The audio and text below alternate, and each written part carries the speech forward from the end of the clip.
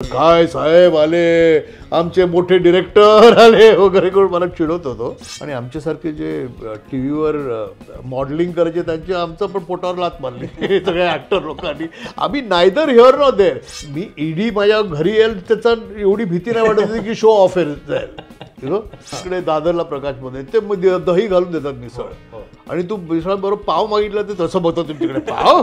ती पहिली लाईन मी बोललो तेव्हा मी दुखता बाईट घेतला होता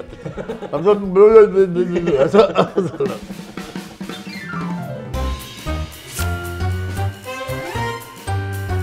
मराठीत एक म्हण आहे, साखरेचं खाणार त्याला देव देणार. थोडा त्याच्यात बदल करूया, चवीने खाणार त्याला देव देणार. कुणाल विजयकर आपल्या समोर आहेत आणि त्यांच्याबद्दल ही म्हण जी आता आपण म्हटली ती अतिशय योग्य प्रकारे लागू आहे. आजकाल काय साखर खायला अलाउड नाही, काय अलाउड नाही, म्हणून म्हटलं चवीने खाणार त्याला देव देणार. आणि तुम्ही ज्या चवीने खाता त्याचे आम्ही फॅन आहोत. आज कॅचअप मध्ये आपल्या सोबत आहेत Kunal Vijaykar. So let's ketchup. Let's catch up. Yes. म्हणजे तुम्ही फूडी आहातच आणि इतके वर्षापासून तुम्ही फूडी म्हणून तुमची इमेज आमच्या समोर आहे, पण तुम्ही फूड क्रिटिक स्वतःला म्हणून घेत नाही. त्याचं कारण आम्हाला आधी सुरुवातीला ऐकायचं. कारण 2-3 गोष्टी आहेत. पहिला म्हणजे मला, मी जेव्हा जिथे तिथे जातो जेवायला, मी त्यांचं जजिंग करायला जात नाही. दुसरी गोष्ट, जो जेवण बनवतो ना तो कधी असं ठरवत नाही की आज मी खराब जेवण बनवणार आहे. कधी कधी चूक होते लोकांची, काय मीठ जास्ती पडलं किंवा काय मसाले कमी पडले तर कोणाला जाऊन. आणि 90% ऑफ द टाइम मी जेव्हा शूट करतोय तो जो खाना बनवणारा का बनवणारी आहे ती माझ्या बाजूला उभे राहिले असतात. बरोबर. तर मी खाताना कसं शिव्या देणार त्या जेवणाला. बरोबर. So I have never considered myself as a food critic. मी खवय्या आहे, मी खातो. मला वाटतं त्यासाठी पण मराठीत एक शब्द आहे, आस्वादक. अरे वा, हा नवीन शब्द आहे. मी एक चॅनलच काढतो आस्वादक म्हणून. आस्वादक नावाचं चॅनल आहे. आणि जसं आपल्याकडे फिल्म ॲप्रिसिएशन कोर्स असतात ना, तसं मला वाटतं तुम्ही फूड ॲप्रिसिएशन कोर्सही सुरू करू शकता. ते करू शकतो मी, ते करू शकतो. आणि मला तेच तुमच्याकडनं समजून घ्यायचं आहे की आपल्याकडे जे हॉटेल मॅनेजमेंटचे कोर्स असतात तर तिथे हा प्रकार असतो का फूड ॲप्रिसिएशनचा? आय डोंट थिंक ना असतो. आणि काय कारण काय आहे म्हणजे ना की आपले फूड खरं अप्रिशिएट करायला प्रवास केल्याशिवाय करता येत नाही. बरोबर. तुम्ही कुठल्याही कॉलेजमध्ये असाल, कुठल्याही केटरिंग इन्स्टिट्यूटमध्ये असाल, your knowledge is limited to जेवढे शिकवतात तेवढंच. बरोबर. पण जर तुम्ही खराखुरा, जर मी बोलतो डोंट इव्हन गो अब्रॉड, इंडियामध्ये आपल्याकडे एवढे क्विझिन्स आहेत, एवढे डायव्हर्स टेस्ट आहेत. महाराष्ट्रच घ्या, महाराष्ट्रामध्ये 10-12 क्विझिन्स निघतील.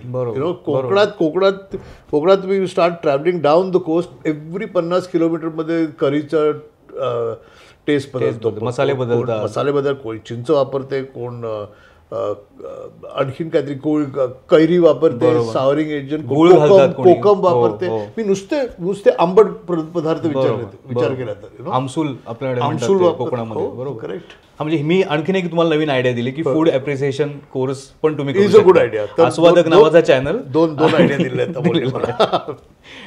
तुम्ही जे ट्रॅव्हल बद्दल बोलताय ना, मुंबई मधले तुम्ही आहात, मुंबईकर आहात. या मुंबईमुळे फूड एक्सप्लोर करणं हे तुमच्यासाठी किती सोपं गेलं? कारण जसं तुम्ही कोकणाचं सांगितलं तसं आपल्याकडे बांद्र्यामधलं फूड कल्चर वेगळं आहे, माटुंग्यामधलं वेगळं आहे, साऊथ मुंबईमधलं वेगळं आहे, आणि हे सगळं तुम्ही लहानपणापासून बघताय. ॲक्च्युली आय वॉज लकी, कारण माझी जी फॅमिली आहे ना त्यांना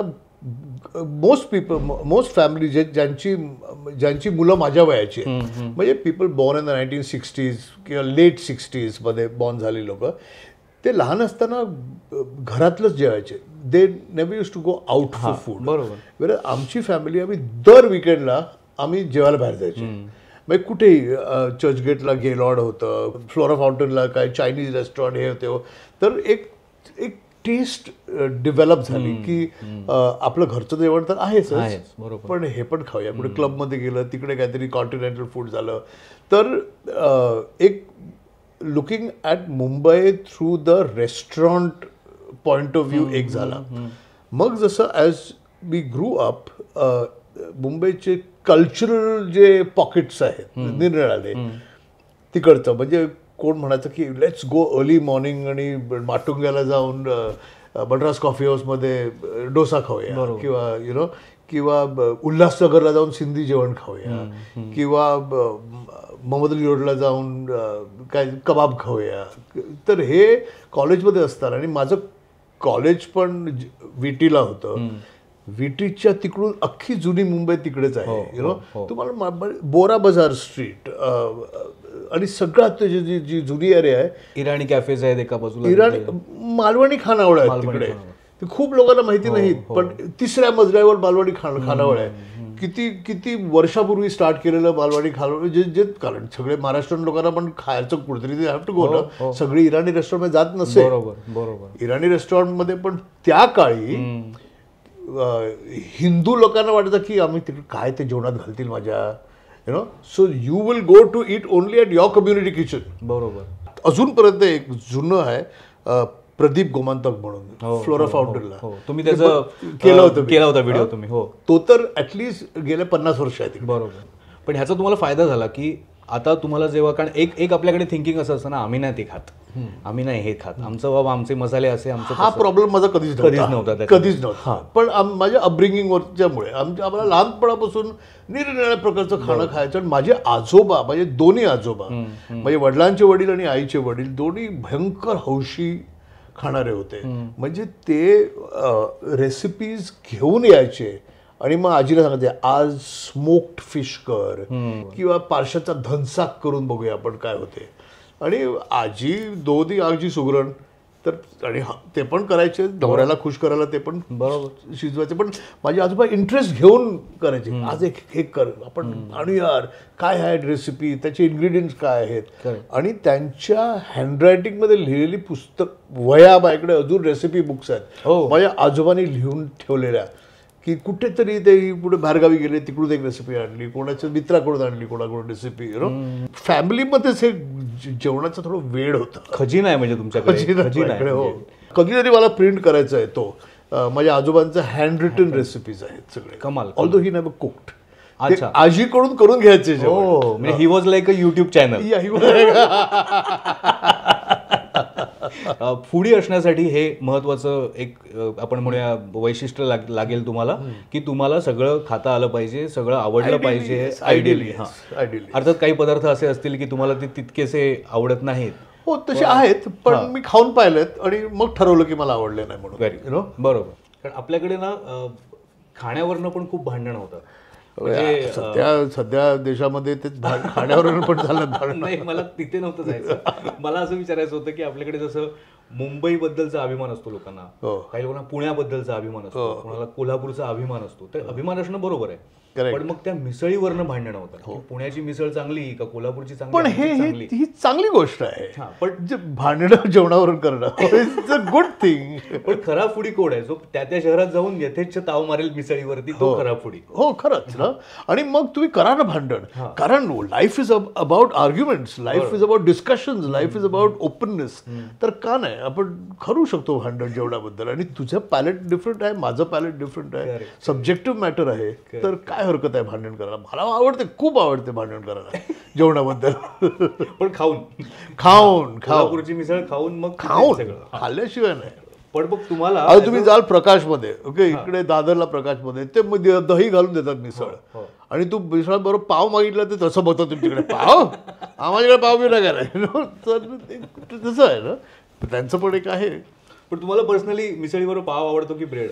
मला पाव आवडतो. मला मिसळ, मला पाव हा प्रकारच आवडतो. माझा बिगेस्ट वीकनेस आहे पाव. आणि आपल्या बेकरीचा लादीचा पाव, वडापावचा जो पाव असतो तो, आणि तो मी कशाबरोबरही खाऊ शकतो. आणि एक म्हणजे हेल्दी आणि जरा वजन कमी करायचा प्रयत्न करताना तर पहिला बंद करावा लागतो तो पाव. That is the problem. Unhealthy things are very tasty. काय करायचं. करेक्ट. पण हेच मला आता फिटनेसवर तुम्ही सुरू केलंच आहे बोलणं, तर हा एक सगळ्यांच्या मनातला प्रश्न आहे. कारण आम्ही तुम्हाला प्रत्येक एपिसोडमध्ये, आणि आता फक्त युट्यूबवरच नाही, आधी टीव्हीवर सुद्धा यथेच्छ ताव मारताना बघितलेलं आहे. मग ते मटण असेल, खिमा असेल, आणि ते तेल दिसत असतं, बिर्याणी असेल, तेल, तर असं वाटतं की माणूस खातोय तर आवडीने आणि मजा येते बघताना, पण नंतर याला त्रास होत असेल का? बरं, मी काय करतो, मी मी सगळं खातो पण कमी खातो. कमी खातो. That is the only solution. करणार काय? Correct correct. मग आणि खाता येत नाही शूट करताना, कारण माझं टेबल भरून जेवण असते. हो हो. त्याच्यातलं एखादा डिश जरा जास्ती खातो, कारण तो जरा जास्ती आवडतो.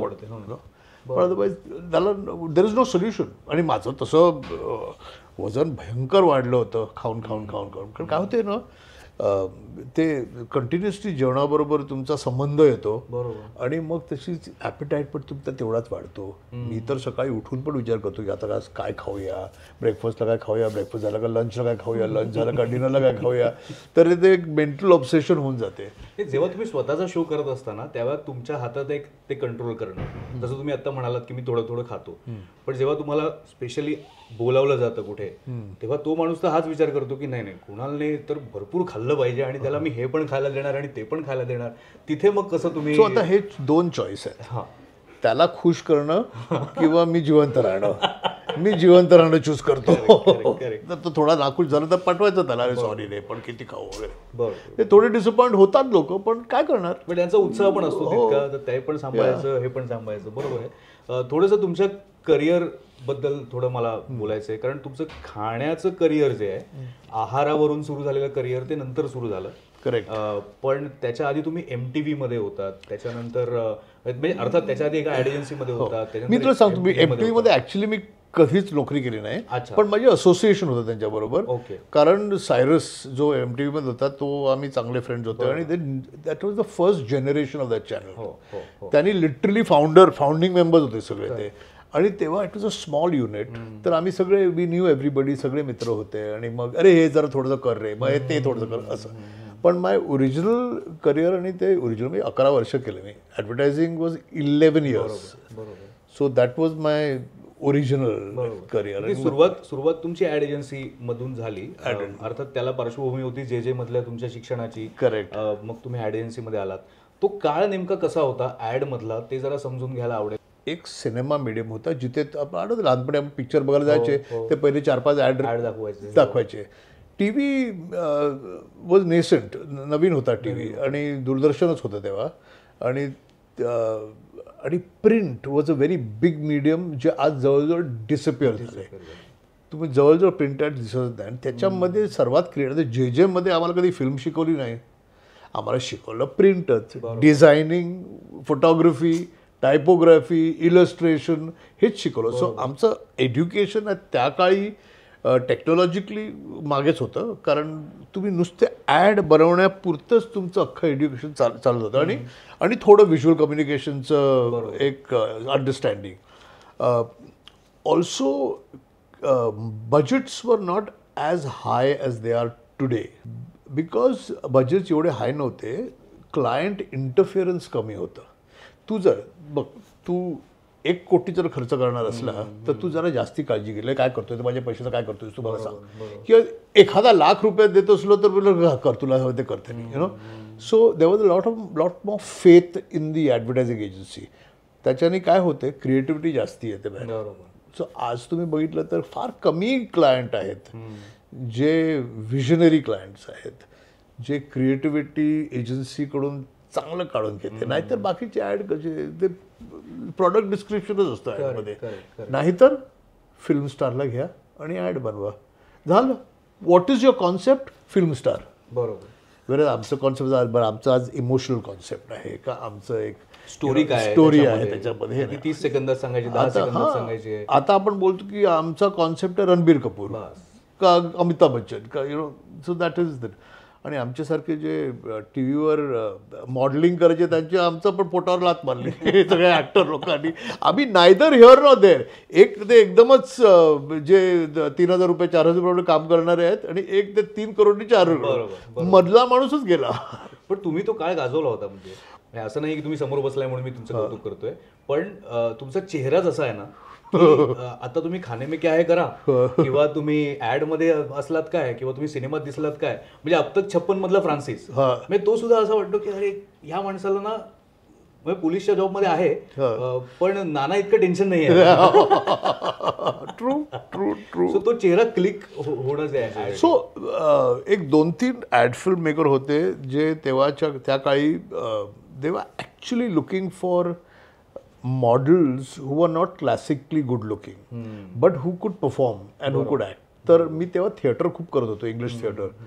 तर आणि community was very small, everybody new everybody. बरं, ॲडव्हर्टायझिंग पीपलच तेच थिएटरमध्ये होते, तेच हे करायचे, म्युझिकमध्ये होते सगळेच. ॲलेक पदमसी, सिल्वेस्टर डिकुना, भरत दाभोळकर सगळे थिएटर ॲडव्हर्टायझिंगमध्येच होते, यु नो. तर तिकडून काम मिळालं कुठेतरी, हे हा ह्याचा फनी आहे फेस त्याचा, हा असा असाच फेस केलं का, यु नो, इलॅस्टिक आहे त्याचं, की एक्सप्रेशन देऊ शकतो, वापरूया त्याला. मिलिंद सोमणला न वापरता याला वापरूया आपण. तुम्ही कव्हर पेजवर यायला लागलात तुम्ही लिटरली. मला best model of the year बिअर मिळालं होतं. म्हणजे एक आदल्या वर्षी जॉन अब्राहम आणि त्याच्या नंतरच्या वर्षी मिलिंद सोमण, मध्ये मी. म्हणजे फिजिक महत्वाची नाहीये. नाही. तर हे करता करता तुम्हाला असं वाटत असेल की आता झालं आपलं, आता इथेच ऍडव्हर्टायझिंग मध्येच आपलं करिअर होणार आहे, इतके मोठमोठे दिग्गज बनलेत ऍडव्हर्टायझिंग मध्ये, आपण त्यातलं पुढचं नाव आहोत. करेक्ट. अशाच प्रकारे तुमचा प्रवास पुढे सुरू झालेला. हो, पण काय झालं ना, मला ते ऍक्टिंगची जी जो किडा होता ना, तो मध्ये लागला तिकडे. लहानपणापासून होता, पण कसं मिडल क्लास वृत्ती असते की गट्स लागतात. सगळं सोडून नाटक करायला गट्स लागतात, यु नो. कारण you could be not earning any money. नाटकात किती पैसे होते मराठी नाटकात किंवा इंग्लिश नाटकामध्ये त्याच्यापेक्षा कमी. इंग्लिश नाटकाचे प्रयोगही प्रयोग कमी होतात. आणि आम्ही सुरू केलं 50 रुपये नाईटनी सुरू केली नाटकं. ओके. तर so there was no question of trying to make acting as a career. काय गट्सच नव्हते करायला. तर म्हणून नोकरी लागले. पण मी ज्या नोकरीला ज्या एजन्सीमध्ये लागलो, दॅट वॉज फुली थिएटर. सिल्वेस्टर डिकुना स्वतः होता, जे त्या काळचे फेमस इंग्लिश थिएटर डिरेक्टर होते. भरत दाभोळकर तिकडेच काम करत होता, तर तो पण करत होता काय बॉटम्स अप वगैरे, यु नो. तर मी त्यांच्याबरोबर ऑफिसमध्ये, मग रिहर्सलचा काय प्रश्नच नाही, सगळे माझे बॉसेसच होते ते. हां, बरोबर. तर संध्याकाळी 5:30 वाजता आटपलं का ते तिकडून मग ते थोडं ॲड सुरू झाले, चेहरा ओळखी झाला. मग टी व्ही सिरियल एक करायला घेतलं. मग मी रिअलाइज केलं ते टी व्ही सिरियलचे ते एक एपिसोडचं जेवढं मी कमवते ते अख्ख्या महिन्यात कमवते मी इकडे. तर मी मग बोललो, पण हे सोडत नाही, तरी आपलं ते असते ते नाही, नोकरी सोडू नये. मग मी त्याला हाफ डे जायला लागलो, हाफ डे हे करायला लागलो.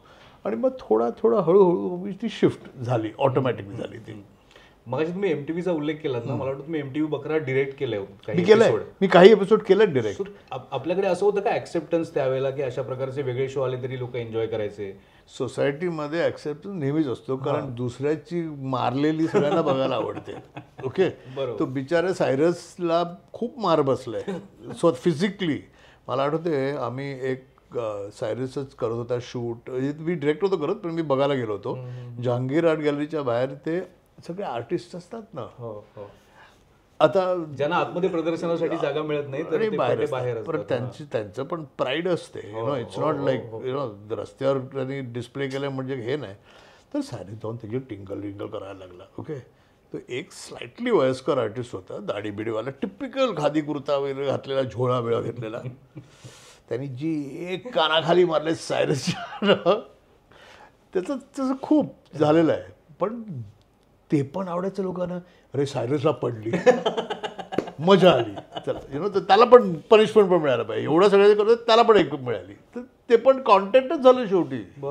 पण हे सगळं करताना तुम्हाला हे कुठे सापडलं की हे फूड, अरे आम्ही तर फूडी आहे, तर मला आता हे करायला पाहिजे. सो फूडचं झालं कसं, इट वॉज अ फ्लूक.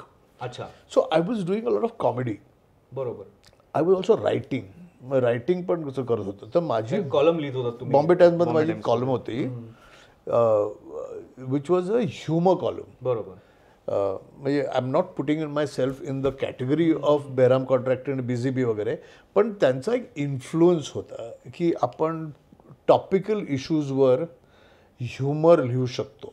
आणि मी ती जवळजवळ 3 वर्ष ती कॉलम लिहिली मी, आणि आय एन्जॉयड इट. आणि मला I still am fond of writing. आणि मी अजूनपर्यंत लिटरली 6 महिन्यापर्यंत मी कॉलम लिहित होतो. अच्छा. आता कंटाळा करून आणि ती गेली कॉलम आणि पैसे बंद पडले म्हणून मी सोडली ती निराळी गोष्ट. किती वर्ष तुम्ही सलग लिहित होता? 94-95 पासून कंटिन्युअसली लिहित होतो मी.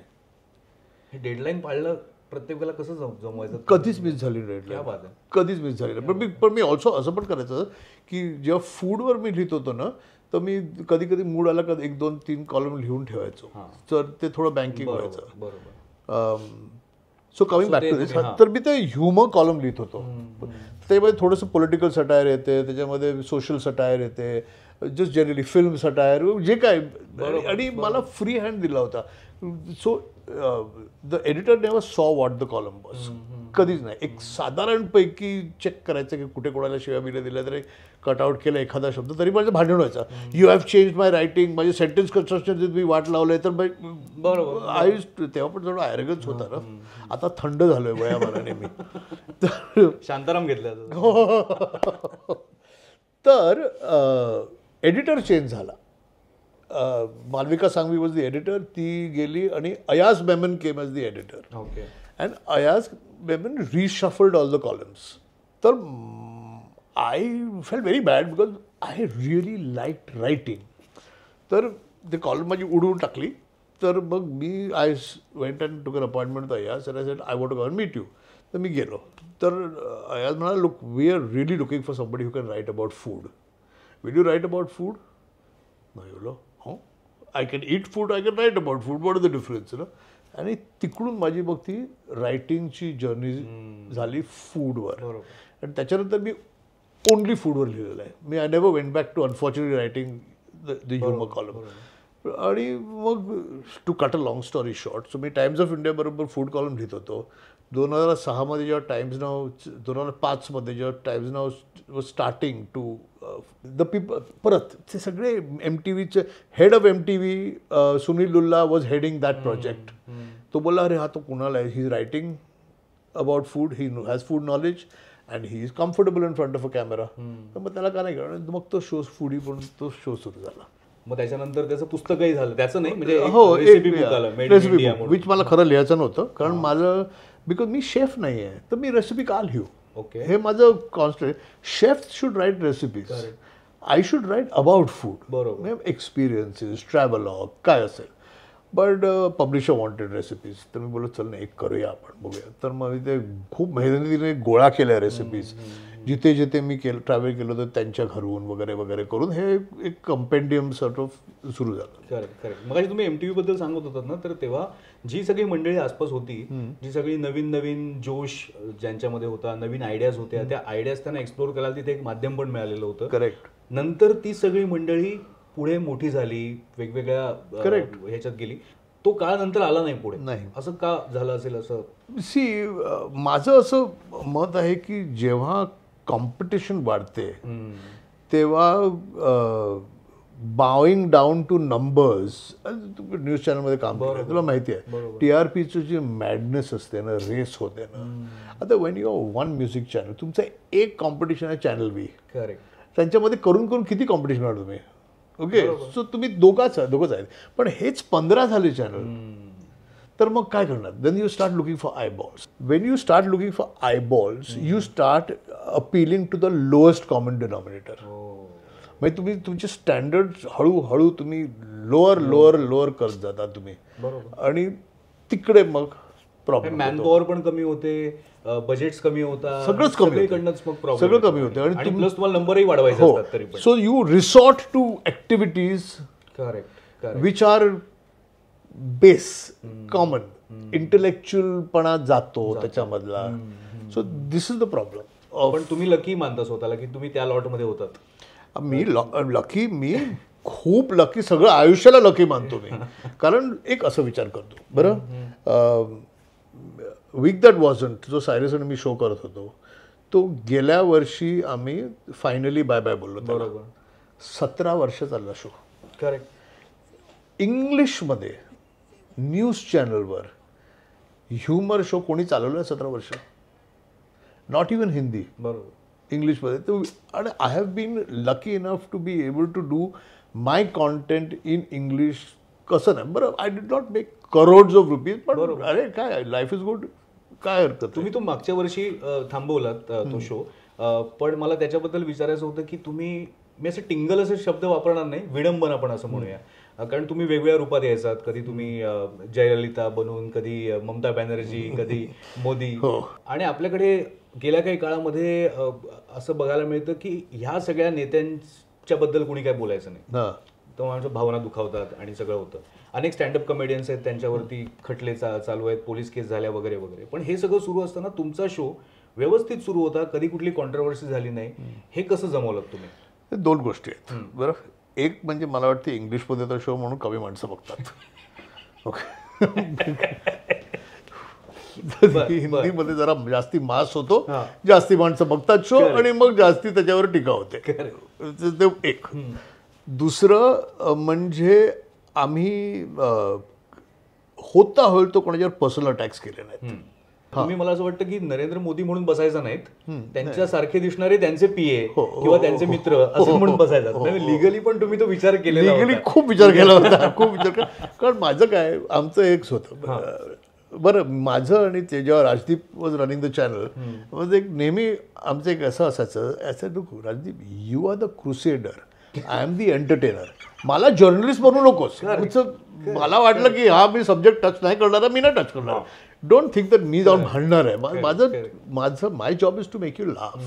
माय job is not to be journalist. Also the idea show last झाला पाहिजे ना. एखादी कोणी ऑब्जेक्शन घेतलं ना तर show can go off air. बरोबर. मी ईडी माझ्या घरी येईल त्याचा एवढी भीती नाही वाटत होती की शो ऑफ एअर जाईल. सो आणि so we had found a very good balance की how far to push with whom. मी आता कॉन्ट्रोवर्सीचा विषय निघाला म्हणून एक छोटासा प्रश्न अजून विचारतो. खाने में क्या है मधले 2 एपिसोड जे मला माहिती आहेत, एक सुधा मूर्तींबरोबर खूप गोड एपिसोड होता तो, खूप छान त्या बोलत होत्या. पण त्यांच्या व्हेज आणि नॉनव्हेज बद्दल त्या जे म्हणाल्या त्याच्यानंतर बरंच सोशल मीडियावरती लिहून आलं आणि मग त्यात सतत तुमचा त्यांच्याबरोबरचा फोटो त्या कुणाल विजयकरच्या शोमध्ये असं म्हणाल्या, त्या तिकडे असं म्हणाले. आणि सेकंड, स्मृती इराणींची मुलगी गोव्याच्या हॉटेलमध्ये तुम्ही तिचा इंटरव्ह्यू केला, त्यात तिने सांगितलं की आमच्याकडे बीफ आहे अमुक तमुक. आणि मग लोकांनी स्मृती इराणीला प्रश्न विचारले वगैरे. परत तुमचा त्यांच्याबरोबर फोटो कुणाल विजयकरच्या शोमध्ये ती असं म्हणाली वगैरे वगैरे झालं. म्हणजे खाया पिया कुछ नाही, ग्लास थोडा बारा आणा. तिसरी पण झाली. मी सांगा. तिसरी 11 वर्षापूर्वी मी रणबीर कपूर बरोबर इंटरव्ह्यू केला होता. हो, yes yes yes yes yes yes yes. तो पण त्या लोकांनी काढला. करेक्ट. तर हे सगळं तुम्ही स्वतःला लांब कसं ठेवता याच्यापासून? कारण दिसताय तर तुम्ही, पण उगा आपल्यावर पहिला म्हणजे मी रिॲक्टच करत नाही. करेक्ट. ओके. दुसरी गोष्ट, माझ्या नंबर वरती जातात. सुधा मूर्तीचा episode went through the roof, 1 million views. Okay. Smriti इराणीच्या मुलीचा पण एपिसोड गॉट ग्रेट व्ह्यूज. आणि मी काही चुकी केलेलीच नाहीये. मी कशाला पडू या भानगडीत. पण तुम्हाला ट्रोल केलं लोकांनी? हो, 100% ट्रोल केलं. मला ट्रोल केलं. मी जेव्हा एक कमेंट पण सुधा मूर्तीबद्दल पास केला की आय सेड, लोक तिचा पर्सनल चॉईस आहे, तिला व्हेज खायचं व्हेज खायचं, नॉनव्हेज. बरोबर. Everybody has the right to do what they want to do and everybody has the right to not impose their view on other people. तर मला थोडं ट्रोल केलं, पण लक्षच नाही द्यायचं तिकडे. मी कमेंट्स वाचत पण नाही. बरोबर. I have a team which goes through comments, पण पर्सनली मी नाही वाचत comments, because it can either depress you or make you unnecessarily happy. बरोबर. कारण लोक जेव्हा चांगलं चांगलं बोलतात ना, ते पण डोक्यात जाऊ शकते. So the best is comments वाचूच नाही. बरोबर. ह्याच्याशिवाय अजून एक एपिसोड राहुल गांधींबरोबर. तुम्हाला जेव्हा कळलं की तुम्हाला राहुल गांधींबरोबर एपिसोड करायचा आहे, लाईनअप झालंय आणि तुम्ही तिकडे जाताय, जे डोक्यात होतं ते आणि प्रत्यक्षात जे झालं ते काय फरक पडला? म्हणजे सिक्युरिटी, गर्दी आणि ते सगळं. बरं, एक म्हणजे मला जेव्हा पहिला ते राहुल गांधीच्यावर करायचं ठरवलं आपलं, ते पहिला मला दिसले नंबर्स. आता हा जो युट्यूबवर गेम चालू आहे ते सगळे व्ह्यूज आणि नंबरचा गेम आहे. ओके. तर आणि everybody want some sort of celebrity thing on the channel. मी पण तेच करतोय. राहुल गांधी सारखं. तर so I was quite excited. आणि मी तेव्हा पण बोललो होतो आणि अजूनही बोलतोय की BJP मध्ये पण कोण असतील तर please I will happily have you on the channel, because I am not political aligned either way. पण मी त्याला भेटायला गेलो. दे सेड की come little early and break the ice so that just to know की काय करतोय. तर मी गेलो आणि आम्ही बसलो तिकडे. त्यांनी सगळ्यांना हकलवलं रूममधून आणि आम्ही दोघेच एकटे बसलो डिस्कस करत काय करायचं आहे वगैरे वगैरे.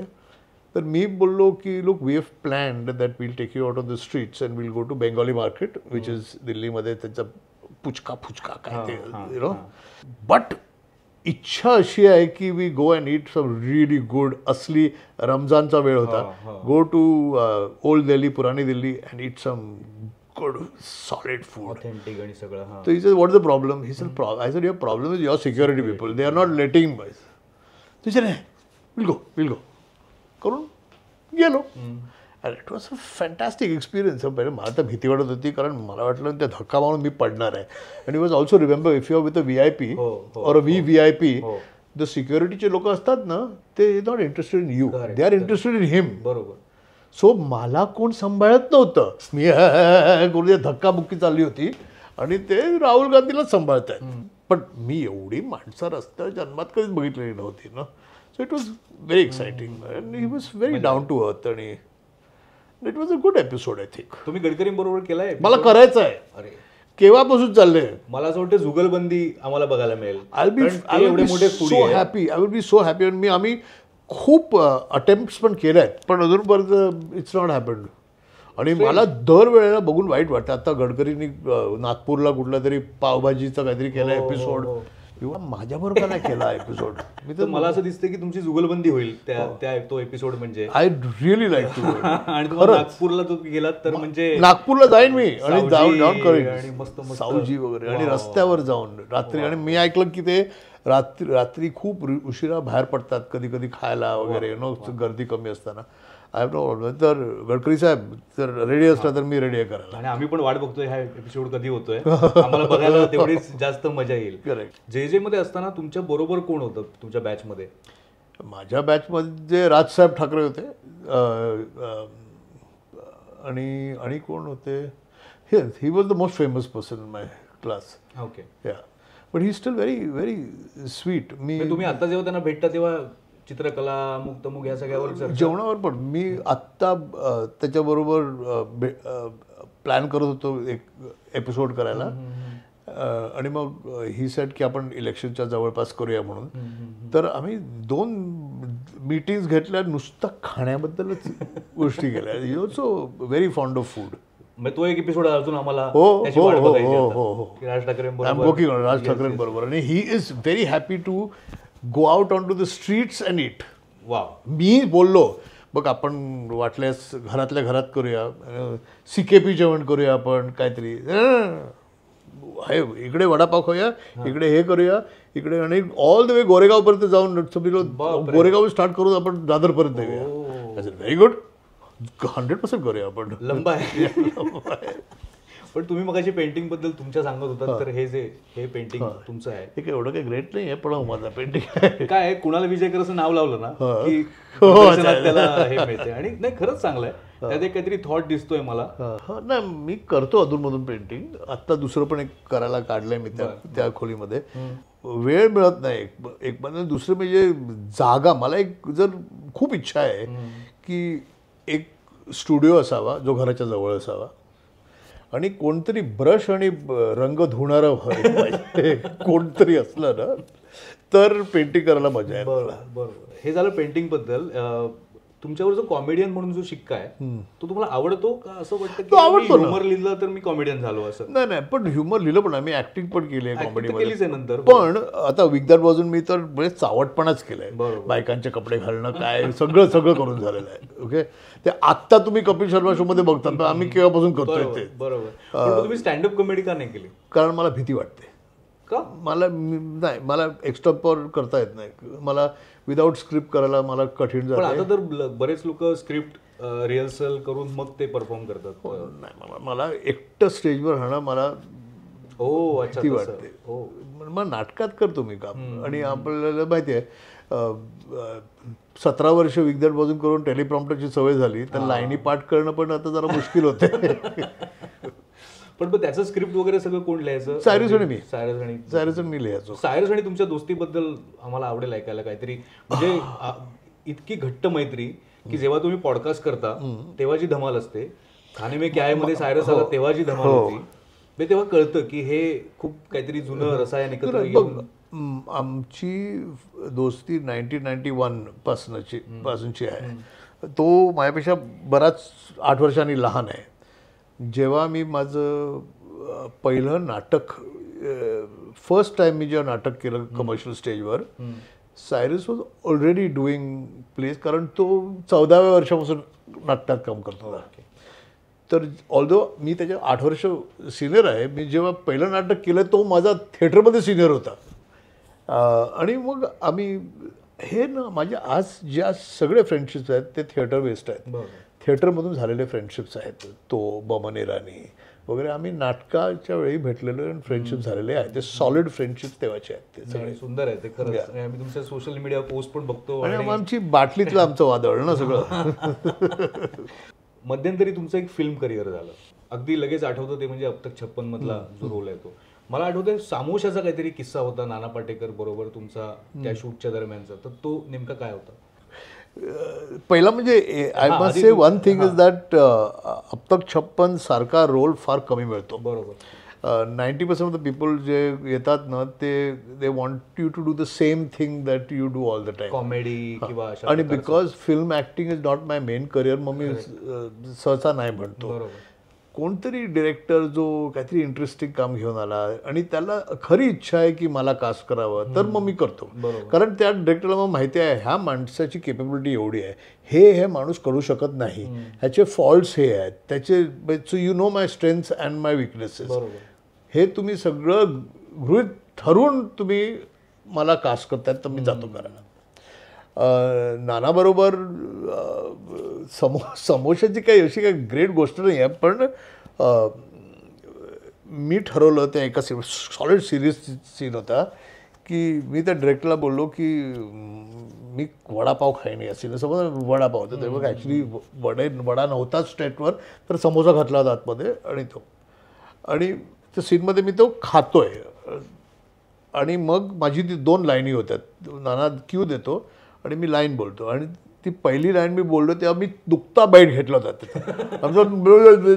असं झालं. दुसऱ्या वेळेला परत रिटेक केला तर मी लाईनच विसरलो. तिसऱ्या वेळेला ते एक समोशामध्ये आणि त्याच्यामुळे मी तर रिटेक करून करून करून ते एवढे समोसे खाऊन झाले त्याच्यामध्ये.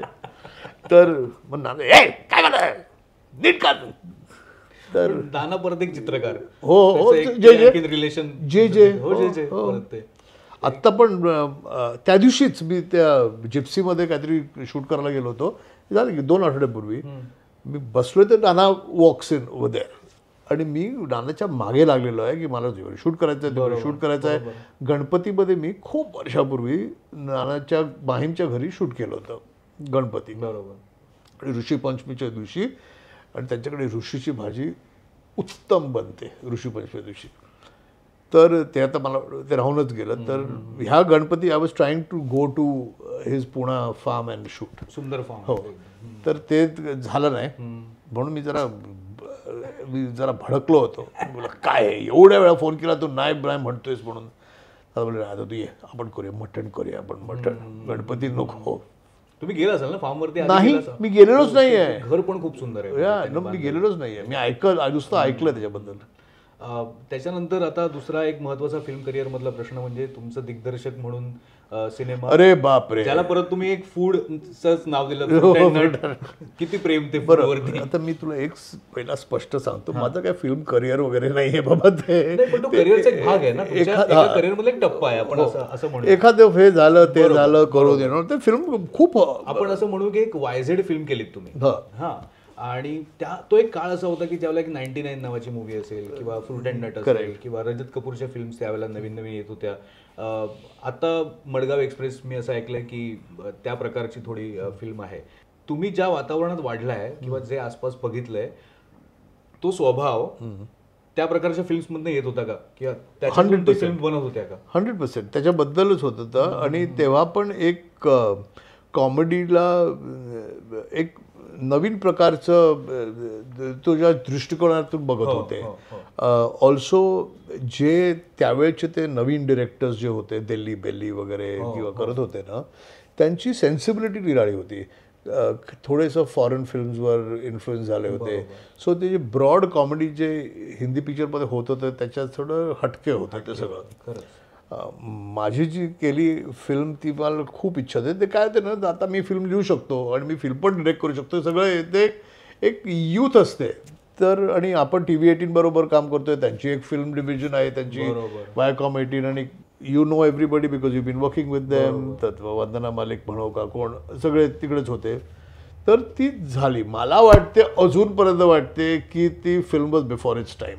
की एवढी वात्रट होती ती फिल्म, एवढं फुल टाइमपास केला त्याच्यामध्ये. अजून महेश मांजरेकर मला म्हणतात, काय साहेब आले, आमचे मोठे डिरेक्टर आले वगैरे करून मला चिडवत होतो.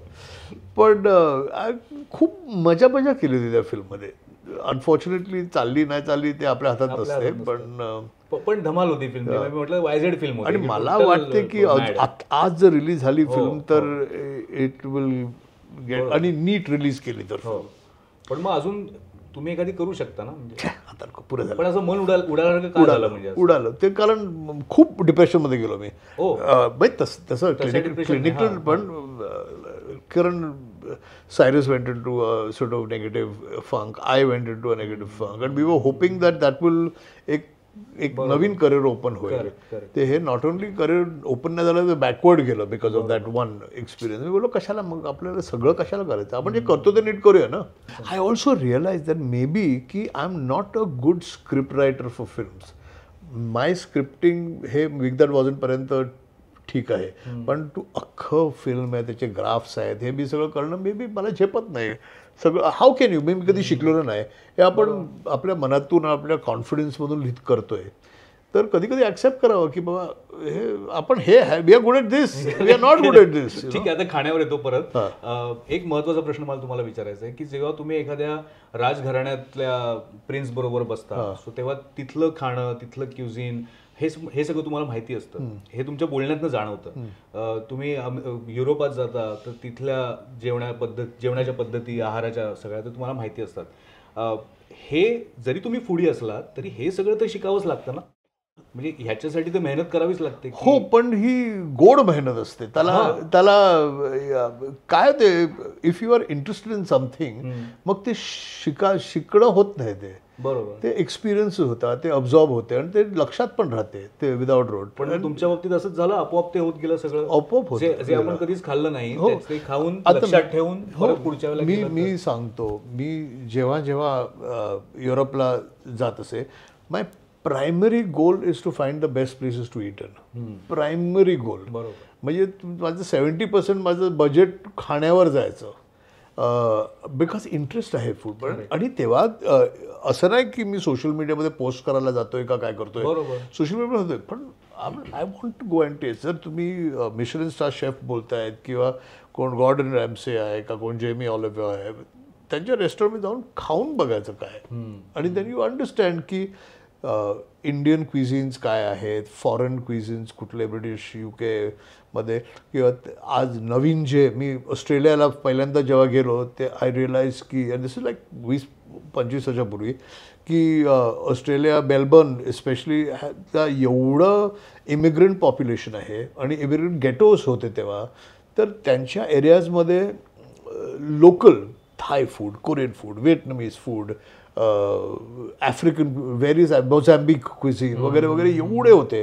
आणि मग त्यांचे जेव्हा chefs start competing with the western chefs, मग ते क्रिएशन करतात. युरोपियन क्विझिनला मोझॅम्बिक फ्लेवर देतात, युरोपियन क्विझिनला एशियन फ्लेवर देतात, मग ते एक्सपेरिमेंटल सुरू होते. And it's very interesting to see how food is eventually it's a living, breathing organism, no? बरोबर. तर it is growing on a daily basis. म्हणून कोण ऑथेंटिक क्विझिन बोलतात, मी बोलतो की दे नथिंग ऑथेंटिक. तुम्हाला काय माहिती 100 वर्षापूर्वी तुमचे आई वडील काय, तुमची फॅमिली काय खात होते, 100% डिफरन्स आहे आजच्या जेवण त्याच्यामध्ये. तर it is a ever evolving thing, and that is what how you should look at food. आणि एक प्रश्न ह्याच्याशी संबंधित की जेव्हा तुम्ही खाने में क्या है शूट करता, जसं मगाशी मी म्हटलं की राजाशी बोलताय, कधी एखाद्या स्ट्रीट फूड खाताना तिथल्या एका जो बनवणार आहे त्याच्याशी तुम्ही बोलताय, तुम्ही बोलताना सगळ्यांना आपलेसे वाटता तिथे, हे तुम्ही कसं जमवलंय? त्यासाठी काय स्टाईल आहे की नाही? I have humongous respect for people who make food. मग तो रस्त्यावरचा ठेलावाला असला किंवा कोणी असलं, तर त्याची जी की कला आहे म्हणजे आपण कुठल्याही आर्टिस्टला आपण कशी रिस्पेक्ट करतो ना तसं वडापाव पण मस्त बनवणारा असला तर मला तुझ्याबद्दल भयंकर रिस्पेक्ट आहे आणि एक बॉन्ड होतो फूड करणारा ह्याच्याबरोबर. एक शेवटचा प्रश्न विचारतो. तुम्ही आता एवढे फिरलायत, आपण भारताचा फक्त आता विचार केला तर आधी टीव्ही शोसाठी आणि नंतर आता यूट्यूब शोसाठी, तर एखाद्या ठिकाणी पुन्हा जाताना तुम्हाला तिथे काय बदल जाणवत आहेत आपल्या देशात फूड कल्चरमध्ये किंवा फूड हॅबिट्समध्ये किंवा सोशल मीडिया ज्या पद्धतीने वाढला आहे, इंस्टाग्रामवरचे रील्समुळे सुद्धा हॉटेल्स आणि नवीन नवीन फूड जॉईंट्स तयार होत आहेत, त्यांना एक पुश मिळतोय, तर हा सगळा बदल तुम्ही कसं बघताय? Look, all change eventually is good change. बरोबर. Okay, because life has to change. तुम्ही ते अडकून बसू शकत नाहीत. काही changes are not good because आणि all the bad changes come because of extreme commercialisation. तिकडेच थोडा प्रॉब्लेम होतो. आता तुम्ही साधी गोष्ट घ्या बरं, मालवणी जेवण मुंबईत दादरमध्ये भरपूर मालवणी रेस्टॉरंट आहेत. बरोबर. पण जेव्हा तुम्ही रेस्टॉरंट उघडता तेव्हा तुम्ही मटण बनवून ठेवू शकत नाहीत. ते ॲज पर ऑर्डर तुम्हाला तो एक प्लेट बनवून द्यावा लागतो. मग काय होते, मग बनवायची पद्धत चेंज होते. तुमची जी आई घरी बनवायची तसं बनवत नाहीत, कारण त्या आईच्या रेसिपीने मग तो एक ऑर्डरला 1.5 तास लागेल मटण शिजायला. सो तुम्ही मग कॉम्प्रोमाइज करायला लागतात. सो तिकडे that is the change which is not a good change. तो जो डिस्टन्स आहे ना की ट्रेडिशनली कुक फूड आणि रेस्टॉरंट कुक फूडचा जो फरक आहे तो कसा शॉर्ट करायचा, तो कसा जवळ आणायचा काही टेक्निक्स वगैरे वापरून नो. तर that is my only thing एक. आणि दुसरं म्हणजे people are getting into the food business for all the wrong reasons. They are going there because they want to tell people की माझं एक रेस्टॉरंट आहे, मी ना रेस्टॉरंट उघडलं आहे, no. That is not the reason. Because ते मुंबईमध्ये at least रेस्टॉरंटचं death rate is about 90%. 90% of all restaurant open 2 वर्षात बंद पडतात. तर मग होते काय, अख्ख्या इंडस्ट्री इम्पॅक्ट होते. बरोबर. People don't want to put money in restaurants because it's a risk business. पण असं झालंय का इंस्टाग्रामेबल रेस्टॉरंट झाले ओपन करून आपण जास्त होते, पण व्हायरल होऊया, पण ते टेम्पररी आहे सगळं. आता इंस्टाग्रामवर पण प्रॉब्लेम असा आहे. Okay, Instagram is all India. बरोबर. रेस्टॉरंट आहे दादरला. बरोबर. तुमच्या ते करायचं आहे काय तिकडून 1 मिलियन व्ह्यूज दिल्लीवरनं, करेक्ट. ते येऊन थोडंच खाणार तुमच्यामध्ये, त्याच्यातले किती लोक येऊन येणार तुमच्या रेस्टॉरंटमध्ये. Look, all advertising can push you, give you a first push. After that the product has to serve, price, atmosphere, attitude. बरोबर.